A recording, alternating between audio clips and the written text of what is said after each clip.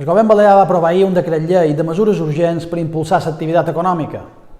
Avui encara no hem pogut veure les mesures concretes que incorpora, el qual demostra una vegada més la manca de consens i la manca de lleialtat que practica la senyora Armengol amb el principal partit de l'oposició.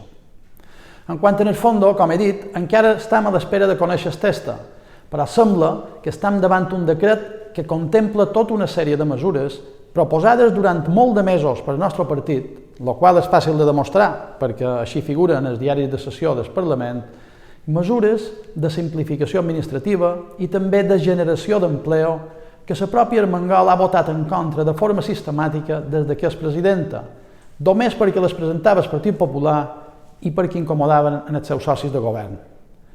Ens alegram que la presidenta apoyi les mesures del Partit Popular, que hagi despertat d'una vegada dels seus somnis i que comenci ja a veure quina és la realitat econòmica i social de Balears, encara que ho faci forçada per la situació.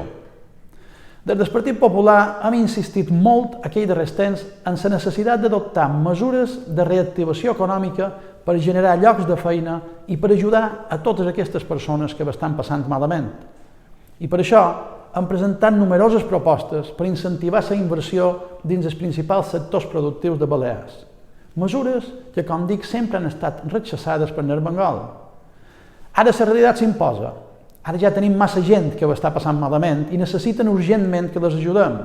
Per tant, no li queda més remei que aplicar les polítiques liberals d'incentivació econòmica que sempre han defensat des del Partit Popular per mitigar l'impacte de la crisi del coronavirus i per generar llocs de feina.